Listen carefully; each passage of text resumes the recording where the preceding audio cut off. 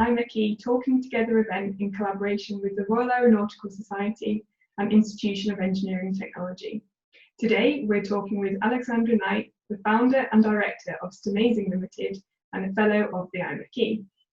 My name is Michelle Tyndall. I work as an engineer at Rolls-Royce, and today I'm hosting as a local network volunteer with the IET, along with Amina Dalton, a young professional apprentice at Rolls-Royce who is active in the local Royal Aeronautical Society Members Committee.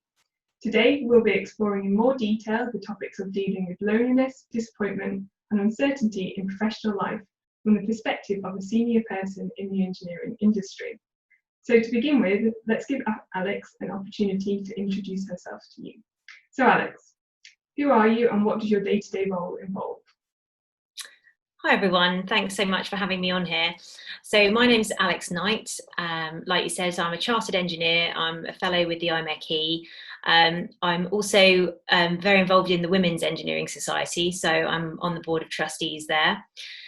And I've only just recently finished a job where I was working at Amy Strategic Consulting as a technical director there. And my day job was all about asset management projects, supporting the team in terms of growth, and also looking at our digital offering and how we combine digital and technology with asset management for engineering industries. So I've been an engineering consultant in a number of different roles for about the last sort of 14 years. And before that, after I graduated, I worked for a small medical engineering startup, which was completely different and a fantastic experience. And actually, I learned a lot from that, which I've taken sort of through my career with me, and then sort of having to be quite entrepreneurial and things like that alongside my technical work.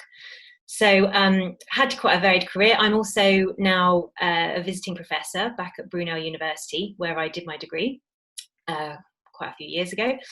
And so that's through the Royal Academy of Engineering, and I get to engage with students at all levels, talking to them about asset management in engineering and also inclusive professional skills.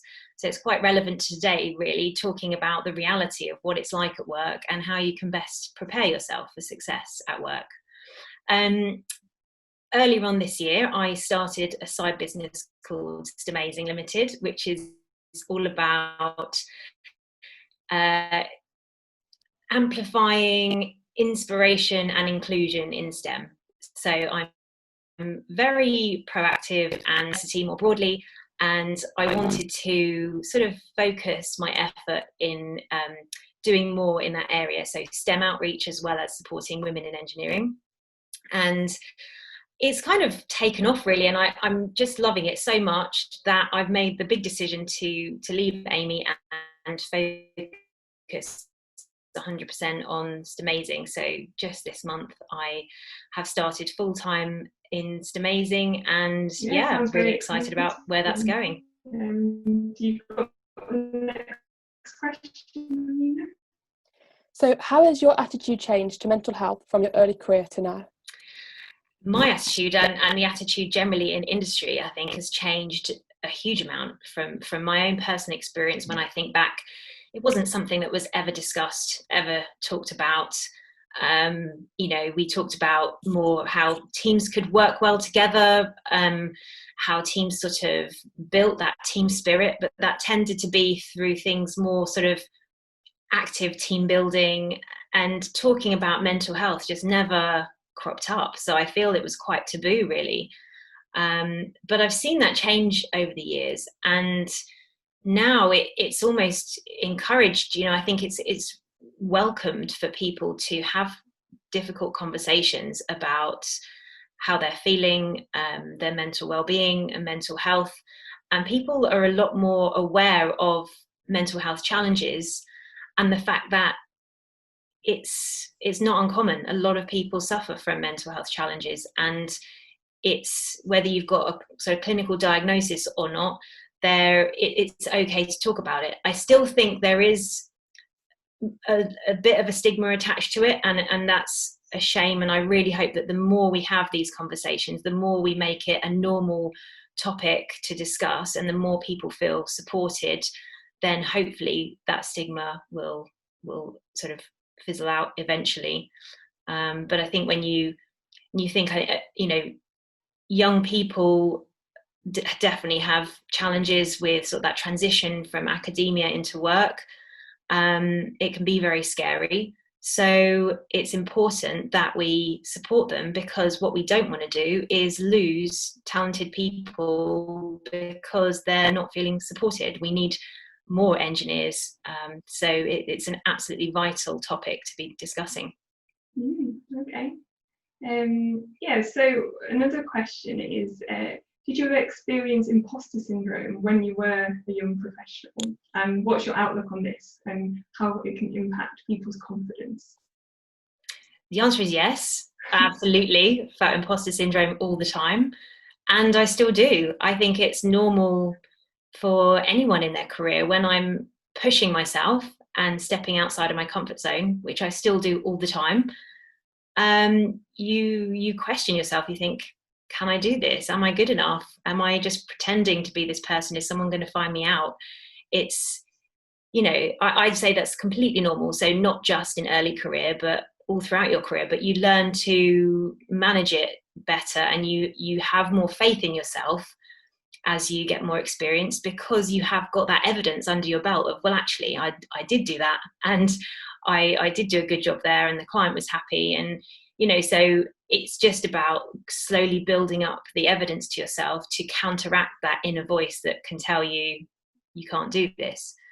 So yeah, I think it massively impacts confidence, and that's why I think having support networks inside and outside of work are really important, so that you don't feel like you're the only one feeling like that, and that you can talk to others about how they manage it.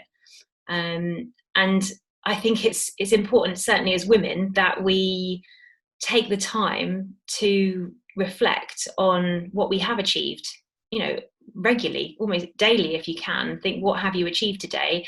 And give yourself permission to be proud of yourself. And then slowly you build up your self-confidence. And after a while, it does become more natural. You don't feel like you're faking it all the time. Was there anyone in particular who kind of helped you through some of these thoughts that you might have had, or was it just your general support network? So I feel like at home, my husband, I've been married for 12 years. My husband is extremely supportive. He's probably my biggest champion, which is very handy to come home to that and have that to sort of big me up, I suppose. But a massive sort of pivotal point for me was actually finding an external support network. So for me, when I joined the Women's Engineering Society as a member, and all of a sudden I wasn't in the minority anymore, and I was surrounded by other women who were engineers, and it was the most empowering, confidence building feeling. And also, the conversations that we'd have would be so different to conversations I'd have with colleagues at work. We'd actually talk about, personal, real life things that, it just, I suppose because we weren't in the same company, and sometimes you feel like you have to have a bit of a more professional persona at work, and we're outside of work, although it's still a professional network. So it's not like these are my friends from school, they are professionals that I'm networking with, but it's that slight separation from your own work environment where you feel you can be honest and say when things are hard. And I think if you role model that behavior, you encourage others to do the same, and you just start to feel a lot more like, actually, I'm not weird, this is completely normal. And having that support network, that opportunity to just get that boost from other women going through the same thing was really, really important, and really helped me. What keeps your head up on a day when you are disappointed with certain things or have feelings of uncertainty about the future? I think for me, I'm a very driven person. So my natural personality is to just kind of plow on and get things done. But that can only take you so far, and it's not sustainable if basically you're not happy. And for me, I had a wobble when I first joined engineering, but it was when I connected what I'm doing as an engineer, or what more broadly we're doing in engineering as an industry, to what's important in the world, and sort of having that connection to a real purpose. That drives me, and that drives me on a daily basis, thinking that I'm doing a job that it really matters, and connecting to other people. So part of what I love doing is talking to other people, supporting and helping develop other people.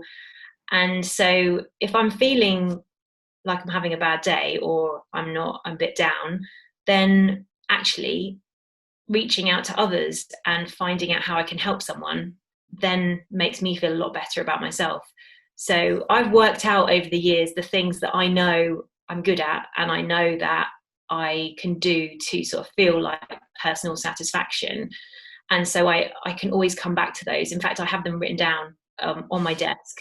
Like, these are the things that you are awesome at, and these are the things, so if ever I feel a bit of a wobble, I think, how do I build myself up today? What one of these things can I do that's going to remind me I've really got a place in this world, and I have the potential to really make a difference. Yeah, that's a good top tip there, I think. So how about, have you had a very uncertain time in your professional life, and how were you able to overcome this? Yeah, I mean, I think as a consultant, every time you start a new project, it's an uncertain time, because it's like new client, new organization, new team, new technical topic that you're working on. So I've had to overcome lots of times when I felt uncertain in my career. But I can recall one that stands out in particular, which was when I came back to work after my second maternity leave. And I was working really hard to land this project that I've been trying to land for a long time. So win this new bit of work with a new company. And we won it. And it was to deliver an asset management project out in Thailand. And so I was leading it. I was project managing it. I was leading it from a technical perspective. And it was really hard work. And I was emotional leaving my baby at home. And then obviously I went out to Thailand and actually had to do some work out there. And I remember it was a time when my daughter, who was probably about less than 1 at the time, she got chickenpox. And so I'd left her at home with chickenpox and gone out to Thailand, and I just felt dreadful. And the work was really hard, obviously different culture, language barriers, cultural barriers, really challenging work, as well as feeling isolated, huge amount of responsibility, and the fact that I knew every time I phoned home there were crying children in the background. It was just awful, and that was probably one of the most challenging points I've had in my career, when I just thought, what am I doing? Why am I doing this? But again, the work, I really wanted to do the work. The project was important to me. And I had to trust that my children would be okay, looked after by my husband. And, kids get ill and they get over it. But as a mother, and feeling that sense of guilt, as well as the pressure at work, was a very difficult time. I think that drained me a lot. But what I made sure that I did was strict about getting sleep, eating well, because otherwise I think I would have broken. Yeah, that's maybe a good message as well for people at the moment in lots of difficult circumstances. Many young people today have real concern about the impact of climate change on the planet. How can STEM professionals within industry make a positive difference? In so many ways. I mean, this is what we need more people to choose STEM careers, because of these enormous global challenges that we have. I mean, you're thinking about climate change, consider all the things that we need to be able to understand to help climate change. Things like, obviously, how to generate more renewable energy. So obviously we need more engineers to design and manufacture and maintain and operate these renewable energy technologies. Things like understanding climate change. So meteorologists, we need those who are, an element of science based to be able to actually understand and predict what's going to happen with the climate, monitoring weather systems, even designing and putting the satellites in space so that we've got that GPS and we've got an understanding of what's going on with the weather. Even things like innovation is going to be huge. We need more innovative technology to help us with climate change and dealing with the consequence of climate change. So things like, how do we grow crops in land that is more like desert, where it's, because of water scarcity and climate change, we're getting more and more land turning into essentially desert. And so how are we going to grow crops to feed a growing population in land that is not great and doesn't have water supply?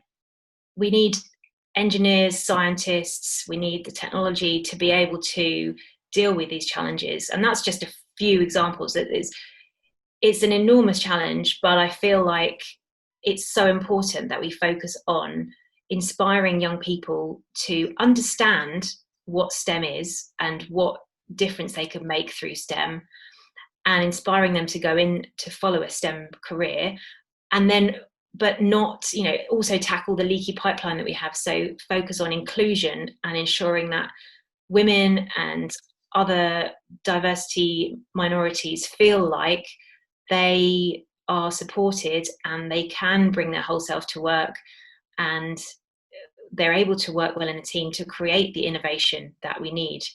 So, for me, this is my whole purpose in life now. This is what I'm striving to do. I want to get the message of STEM out there and support those, particularly women, who are in STEM careers and particularly engineering, where we have a lot of challenges still, and it needs more of a people talk a lot about it, but I feel like we need more action.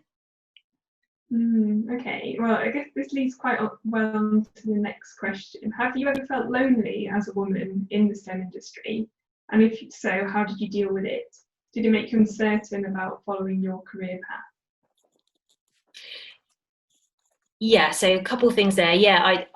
There have been times when I have felt lonely, and I think probably sort of pivotal times in my life, like joining a new company where you feel completely out of your depth, comfort zone, and if you feel like you're in the minority, it's just that extra hurdle to have to jump, and it does feel very lonely, and it takes a lot of resilience and self-confidence to deal with that before you find your feet and find your own support network.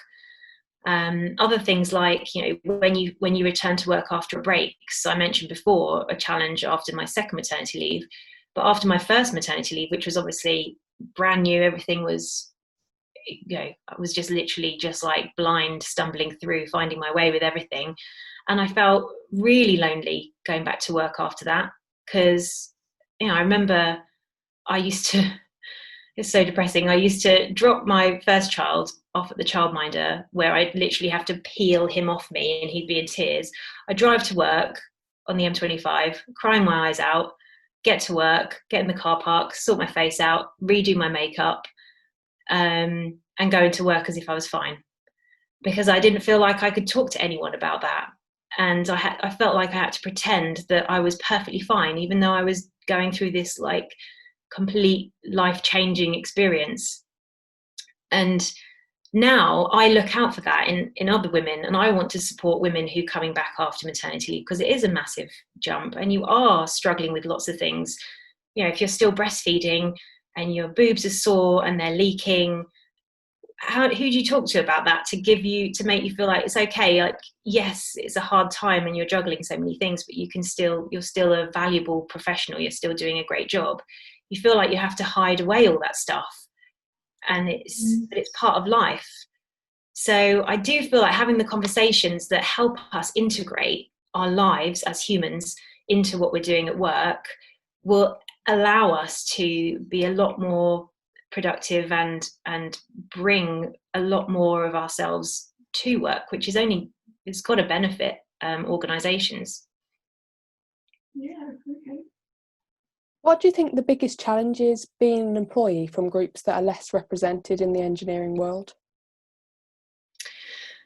I think it's that feeling of, well, everything that comes with being in the minority, where you feel like you maybe don't get your voice heard, and that could be because you don't speak up, or when you do speak up, people don't listen, and that can grate and get you down after a while.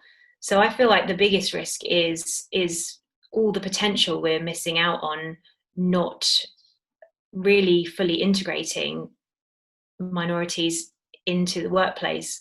And until we actually understand what everybody's individual challenges are and make it okay to talk about it and think outside the box in ways we can solve those challenges, then I think we're going to struggle to move forward. Like I said before, I think we need more action on these topics, and more be more proactive about overcoming the barriers, rather than expecting the people who are in the minority themselves to overcome the barriers.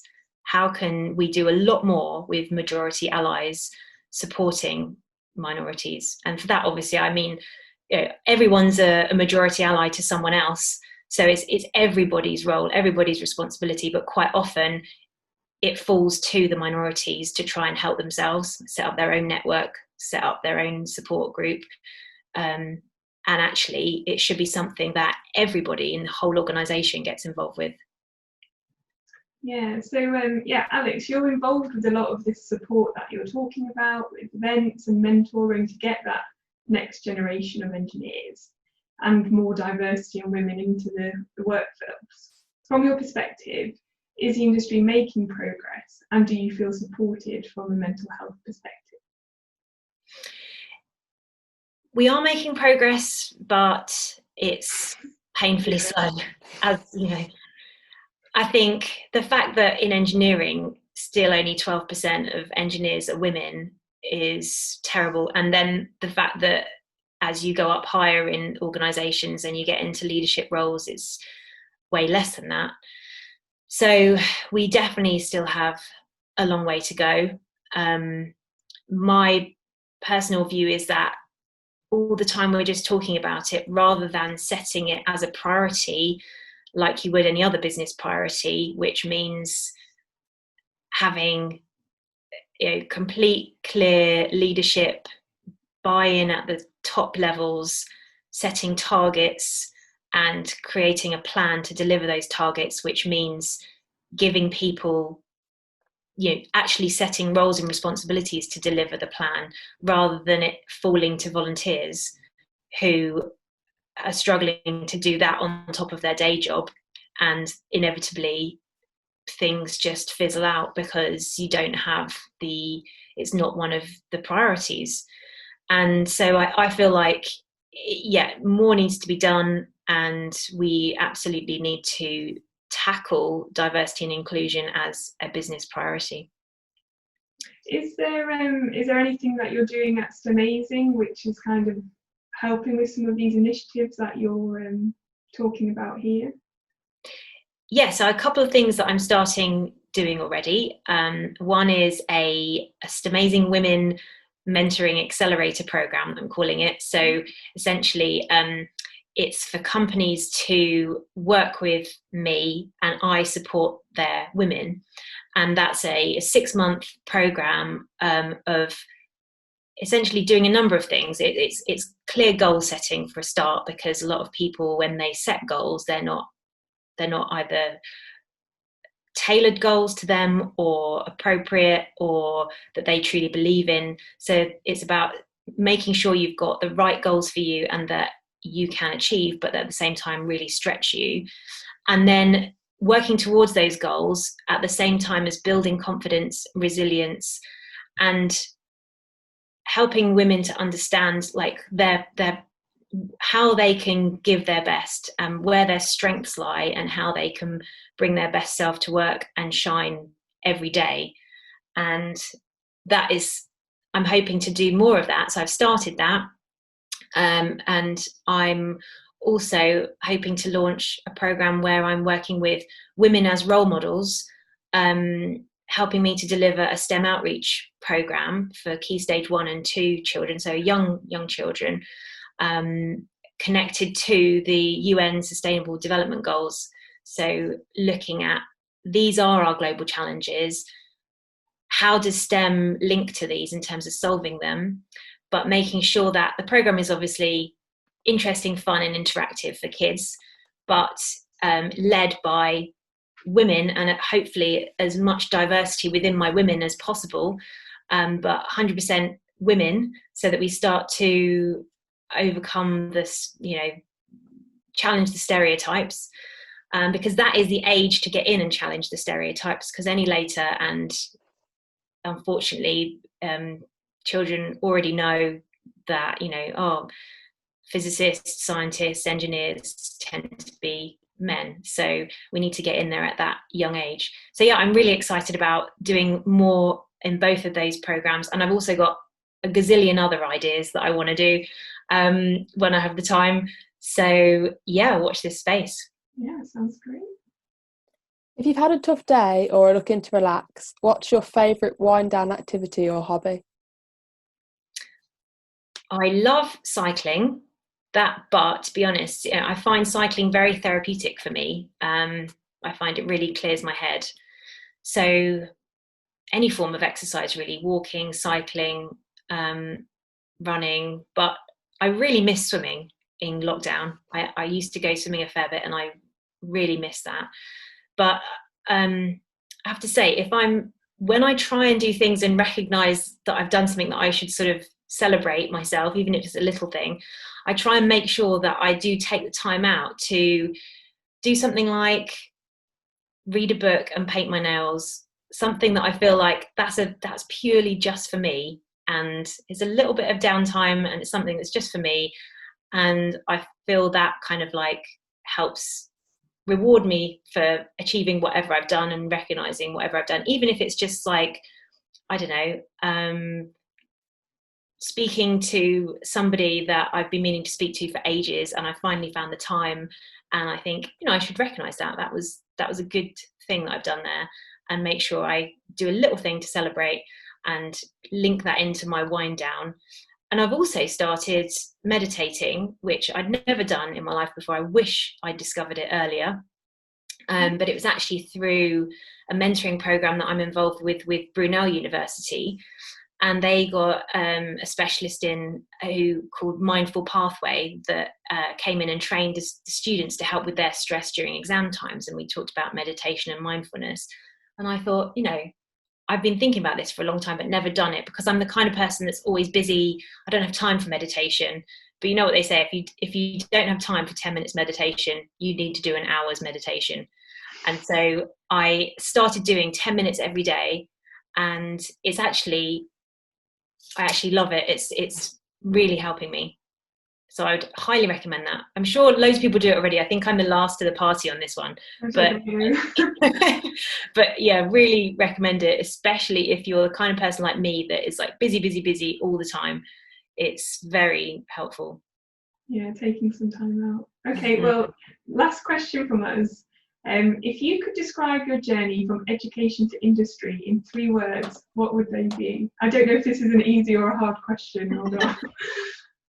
From education to industry? Yeah. Fear. Independence and satisfaction. Yeah, I like that. I think that shows your journey nicely. There's been some fantastic discussion today around the topic of dealing with loneliness, disappointment and uncertainty in professional life. I'd like to thank Alexandra for her time, and if you've enjoyed this interview today, please look out for other events and webinars that are available now on the IMechE, RES and IET YouTube channels. If you need any support on any of the topics touched on today, there are many support resources available from your professional institutions, and they can be found in the bio. Thank you for watching and take care.